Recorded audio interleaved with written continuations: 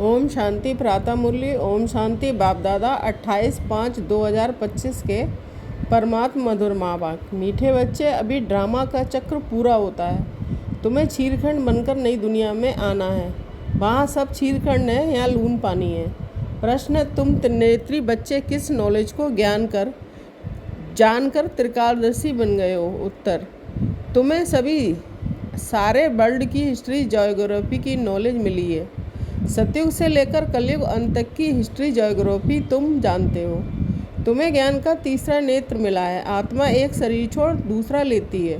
संस्कार आत्मा में है। अब बाप कहते हैं, बच्चे नाम रूप से न्यारा बनो, अपने को आत्मा अशरीरी समझो। गीत, धीरज धर मनवा ... ओम शांति। कल्प बच्चों को कहा जाता है और बच्चे जानते हैं कि दिल होती है कि जल्दी सतयुग हो जाए तो इस दुख से छूट जाएं, परंतु ड्रामा बहुत धीरे धीरे चलने वाला है। बाप धीरज देते हैं, बाकी थोड़े रोज हैं। बड़ों द्वारा भी आवाज़ सुनते रहेंगे। दुनिया बदलनी है। जो भी बड़े हैं, पोप जैसे वह भी कहते हैं कि दुनिया बदलने वाली है। अच्छा, फिर पीस कैसे होगी? इस समय सब लून पानी है। अभी हम छीरखंड हो रहे हैं। उस तरफ दिन प्रतिदिन लून पानी होते जाते हैं। आपस में लड़ झगड़ कर ख़त्म होने वाले हैं। तैयारियां हो रही हैं। ये ड्रामा का चक्र अब पूरा होता है। पुरानी दुनिया पूरी होती है, नई दुनिया की स्थापना हो रही है। नई दुनिया सो पुरानी दुनिया, पुरानी सो नई दुनिया फिर बनेगी। इसको दुनिया का चक्र कहा जाता है, जो फिरता रहता है। ऐसे नहीं लाखों वर्ष बाद पुरानी दुनिया नई होगी, नहीं। तुम बच्चे अच्छी रीति जान चुके हो, भक्ति बिल्कुल ही अलग है। भक्ति का कनेक्शन रावण के साथ है, ज्ञान का कनेक्शन राम के साथ है। ये तुम अभी समझ रहे हो। अभी बाप को बुलाते भी हो कि हे पतित पावन, आओ, आकर नई दुनिया स्थापन करो। नई दुनिया में ज़रूर सुख होता है। अब बच्चे छोटे अथवा बड़े सब जान गए हैं कि अभी घर चलना है। ये नाटक पूरा होता है। हम फिर से सतयुग में जाएंगे, फिर 84 जन्मों का चक्र लगाना है। स्व आत्मा को दर्शन होता है सृष्टि चक्र का, अर्थात आत्मा को ज्ञान का तीसरा नेत्र मिला है। उसको कहा जाता है त्रिनेत्री। अभी तुम त्रिनेत्री हो और सभी मनुष्य को ये स्थूल नेत्र है, ज्ञान का नेत्र कोई को है नहीं। त्रिनेत्री बने हैं तब त्रिकालदर्शी बने, क्योंकि आत्मा को ज्ञान मिलता है ना। आत्मा ही एक शरीर छोड़ दूसरा लेती है। आत्मा संस्कार आत्मा में रहते हैं। आत्मा अविनाशी है। अब बाप कहते हैं, नाम रूप से न्यारा बनो, अपने को अशरीरी समझो, देह नहीं समझो। ये भी जानते हो कि हम आधा कल्प से परमात्मा को याद करते आए हैं। इसमें जब जास्ती दुख होता है तब जास्ती याद करते हैं। अभी कितना दुख है, आगे इतना दुख नहीं था। जब से बाहर चले आए हैं तब से ये राजाएं लोग भी आपस में लड़े हैं, जुदा जुदा हुए हैं। सतयुग में तो एक ही राज्य था। अभी हम सतयुग से लेकर कलयुग अंत तक हिस्ट्री ज्योग्राफी समझ रहे हैं। सतयुग त्रेता में एक ही राज्य था। ऐसे एक ही डायनेस्टी कोई की होती नहीं। क्रिश्चियन में भी देखो फूट है। वहाँ तो सारा विश्व एक के हाथ में रहता है। वह सिर्फ सतयुग त्रेता में ही होता है। ये बेहद की हिस्ट्री ज्योग्राफी है। अभी तुम्हारी बुद्धि में है और कोई सत्संग में हिस्ट्री ज्योग्राफी अक्षर नहीं सुनेंगे। वहाँ तो रामायण महाभारत आदि ही सुनते हैं। यहाँ वह बातें हैं नहीं। यहाँ है वर्ल्ड की हिस्ट्री ज्योग्राफी। तुम्हारी बुद्धि में है। ऊंच ते ऊंच हमारा बाप है। बाप का शुक्रिया है जिसने सारा ज्ञान सुनाया है।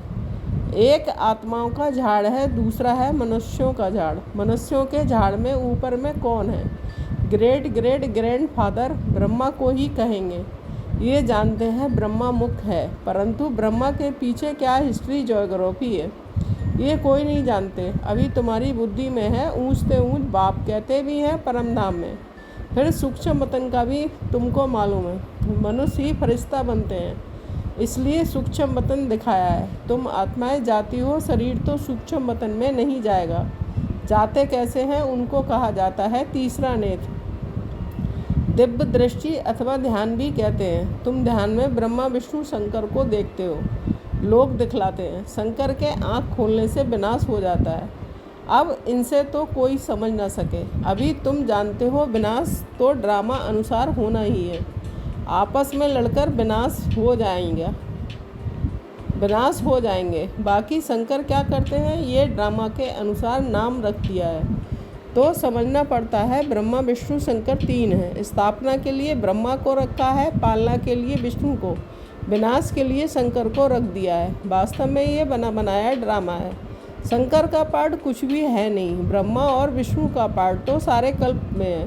ब्रह्मा सो विष्णु, विष्णु सो ब्रह्मा। ब्रह्मा के भी 84 जन्म पूरे हुए तो विष्णु के भी पूरे हुए। शंकर तो जन्म जन्म से न्यारा है, इसलिए शिव और शंकर को फिर मिला दिया है। वास्तव में शिव का तो बहुत पार्ट है, पढ़ाते हैं। भगवान को कहा जाता है नॉलेजफुल। अगर वह प्रेरणा से कार्य करता तो सृष्टि चक्र का ज्ञान कैसे देता। इसलिए बाप समझाते हैं, बच्चे प्रेरणा की तो कोई बात ही नहीं है, बाप को तो आना पड़ता है। बाप कहते हैं, बच्चे मेरे में सृष्टि चक्र का ज्ञान है, मेरे को ये पार्ट मिला हुआ है, इसलिए मुझे ही ज्ञान सागर नॉलेजफुल कहते हैं। नॉलेज किसको कहा जाता है, वह तो जब मिले तब पता पड़े, मिले ही नहीं है तो अर्थ का कैसे मालूम पड़े। आगे तुम भी कहते थे ईश्वर प्रेरणा करते हैं, वह सब कुछ जानते हैं। हम जो पाप करते हैं ईश्वर देखते हैं। बाबा कहते हैं कि ये धंधा मैं नहीं करता हूँ, ये तो जैसा कर्म करते हैं उसकी खुद ही सज़ा भोगते हैं। मैं किसको नहीं देता हूँ, ना कोई प्रेरणा से सज़ा दूँगा। मैं प्रेरणा से करूँ तो जैसे मैंने सज़ा दी। कोई को कहना है इनको मारो, ये भी दोष है, कहने वाला भी फंस पड़े। शंकर प्रेरणा दे तो वह भी फंस जाए। बाप कहते हैं, मैं तुम बच्चों को सुख देने वाला हूँ, तुम मेरी महिमा करते हो। बाबा आकर दुख हरो, मैं थोड़े ही दुख देता हूँ। अब तुम बच्चे बाप के सम्मुख बैठे हो तो कितनी खुशी होनी चाहिए। यह डायरेक्ट भाषणा आती है, बाबा हमको पढ़ाते हैं। इनको मेला कहा जाता है। सेंटर्स पर तुम जाते हो, वहाँ कोई आत्माएं परमात्मा का मेला नहीं कहेंगे, आत्माएं परमात्मा का मेला यहाँ लगता है। ये भी तुम जानते हो, मेला लगा हुआ है। बाप बच्चों के बीच में आए हैं, आत्माएं सब यहाँ हैं, आत्मा ही याद करती हैं बाप आए हैं। ये सबसे अच्छा मेला है। बाप आकर सब आत्माओं को रावण राज से छुड़ा देते हैं। ये मेला अच्छा हुआ ना, जिससे मनुष्य पारस बुद्धि बनते हैं। उन मेलों पर तो मनुष्य मेले हो जाते हैं, पैसे बर्बाद करते रहते हैं, मिलता कुछ भी नहीं है। उनको मायावी आसुरी मेला कहा जाएगा। ये है ईश्वरीय मेला, रात दिन का फर्क है। तुम भी आसुरी मेले में थे, अभी हो ईश्वरीय मेले में।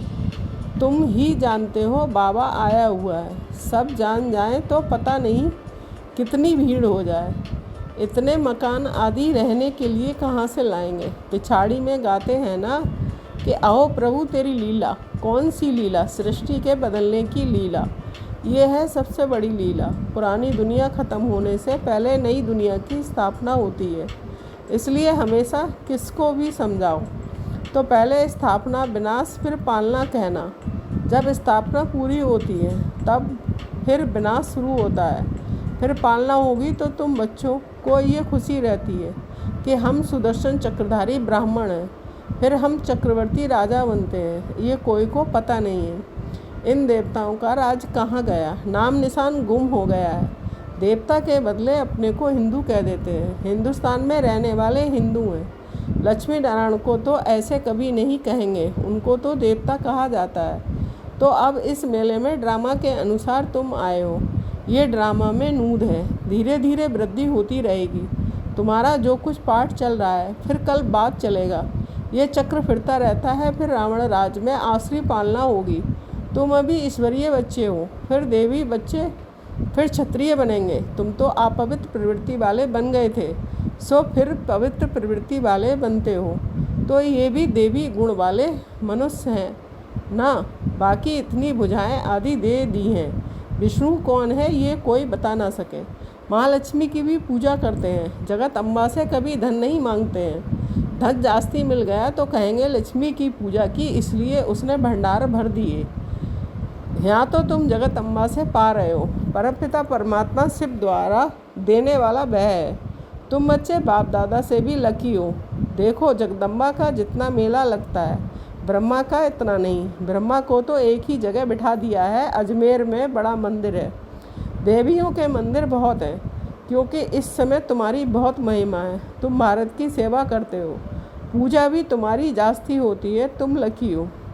जगत अम्बा के लिए ऐसे कभी नहीं कहेंगे कि वह सर्वव्यापी है, तुम्हारी महिमा होती रहती है। ब्रह्मा विष्णु शंकर को भी सर्वव्यापी नहीं कहते हैं, मुझे कह देते हैं कण कण में है। कितनी गिलानी करते हैं, तुम्हारी मैं कितनी महिमा बढ़ाता हूँ। भारत माता की जय कहते हैं ना, भारत माता तो तुम हो ना। धरनी नहीं, धरनी आदि जो अब तमो प्रधान है, सतयुग में सतो प्रधान हो जाती है। इसलिए कहते हैं देवताओं के पैर पति दुनिया में नहीं आते, जब सतो प्रधान धरनी होती है तब आते हैं। अभी तुमको सतो प्रधान बनना है, श्रीमत पर चलते बाप को याद करते रहेंगे तो ऊंच पद पाएंगे। ये ख्याल रखना है, याद करेंगे तो विक्रम विनाश होंगे। श्रीमत मिलती रहती है, सतयुग में तो तुम्हारी आत्मा पवित्र कंचन हो जाती है, तो शरीर भी कंचन मिलता है। सोने में खाद पड़ती है तो फिर जेवर भी ऐसा बनता है। आत्मा झूठी है तो शरीर भी झूठा, खाद पड़ने से सोने का मूल्य भी कम हो जाता है। तुम्हारा मूल्य अब कुछ भी नहीं है। पहले तुम विश्व के मालिक 24 कैरेट थे, अभी 9 कैरेट कहेंगे। ये बाप बच्चों से रूहान करते हैं, बच्चों को बहलाते हैं। जो तुम सुनते सुनते चेंज हो जाते हो, मनुष्य से देवता बन जाते हो। वहाँ हीरे जवाहरातों के महल होंगे। स्वर्ग तो फिर क्या, वहाँ के सूबी रस आदि भी तुम पीकर आते हो। वहाँ के फल ही इतने बड़े बड़े होते हैं, यहाँ तो मिल ना सके। सूक्ष्म वतन में तो कुछ है नहीं, अभी तुम प्रैक्टिकल में जाते हो। यह है आत्मा और परमात्मा का मेला, इनसे तुम उज्जवल बनते हो। तुम बच्चे जब यहाँ आते हो तो फ्री हो, घरबार धंधे आदि का कोई फुरना नहीं है, तो यहाँ तुमको याद की यात्रा में रहने का चांस अच्छा है। वहाँ तो घर घाट आदि याद आता रहेगा, यहाँ तो कुछ है नहीं। रात को 2 बजे उठकर यहाँ बैठ जाओ। सेंटर्स पर तो रात को तुम जा नहीं सकते हो, यहाँ तो सहज है। शिव बाबा की याद से आकर बैठो और कोई याद ना आए, यहाँ तुमको मदद भी मिलेगी। सवेरे जल्दी सो जाओ, फिर सवेरे उठो, 3 से 5 बजे तक आकर बैठो, बाबा भी आ जाएंगे। बच्चे खुश होंगे, बाबा है योग सिखलाने वाला, ये भी सीखने वाला है, तो दोनों बाप और दादा आ जाएंगे। फिर यहाँ और वहाँ योग में बैठने के फ़र्क का भी पता पड़ेगा। यहाँ कुछ भी याद नहीं पड़ेगा, इसमें फ़ायदा बहुत है। बाबा राय देते हैं कि ये बहुत अच्छा हो सकता है। अब देखो बच्चे उठ सकते हैं, कईयों को सवेरे उठने का अभ्यास है। तुम्हारा संन्यास है 5 विकारों का और वैराग्य है सारी पुरानी दुनिया से। अच्छा, मीठे मीठे सिकीलदे बच्चों के प्रति माता पिता बाप दादा का याद प्यार और गुड मॉर्निंग। रूहानी बाप की रूहानी बच्चों को नमस्ते। धारणा के लिए मुख्य सार 1 पॉइंट। अभी सृष्टि बदलने की लीला चल रही है, इसलिए स्वयं को बदलना है, छीरखंड होकर रहना है। 2 पॉइंट, सवेरे उठकर एक बाप की याद में रहना है, उस समय और कोई भी याद ना आए। पुरानी दुनिया से बेहद का वैरागी बन 5 विकारों का संन्यास करना है। वरदान, बेहद की स्थिति में स्थित रह, सेवा के लगाव से न्यारे और प्यारे, विश्व सेवाधारी भव। स्पष्टीकरण, विश्व सेवाधारी अर्थात बेहद की स्थिति में स्थित रहने वाले। ऐसे सेवाधारी सेवा करते हुए भी न्यारे और सदा बाप के प्यारे रहते हैं, सेवा के लगाव में नहीं आते हैं, क्योंकि सेवा का लगाव भी सोने की जंजीर है। ये बंधन बेहद से हद में ले आता है। इसलिए देह की स्मृति से, स्मरणीय संबंध से, सेवा के साधनों के लगाव से न्यारे और बाप के प्यारे बनो, तो विश्व सेवाधारी का वरदान प्राप्त हो जाएगा और सदा सफलता मिलती रहेगी। स्लोगन, व्यर्थ संकल्पों को 1 सेकंड में स्टॉप करने की रिहर्सल करो तो शक्तिशाली बन जाएंगे। अव्यक्त इशारे, रूहानी रॉयल्टी और प्योरिटी की पर्सनैलिटी धारण करो। आप सबकी पहली प्रवृत्ति है अपनी देह की प्रवृत्ति, फिर है देह के संबंध की प्रवृत्ति। तो पहली प्रवृत्ति देह की, हर कर्मेंद्रिय को पवित्र बनाना है। जब तक देह की प्रवृत्ति की पवित्र नहीं बनाया है, तब तक देह के संबंध की प्रवृत्ति चाहे हद की हो चाहे बेहद की, उसको भी पवित्र नहीं बना सकेंगे। तो पहले अपने आप से पूछो कि अपने शरीर रूपी घर को, अर्थात संकल्पों को, बुद्धि को, नैनों को और मुख को रूहानी अर्थात पवित्र बनाया है। ऐसी पवित्र आत्माएं ही महान हैं। ओम शांति। थैंक यू आवा।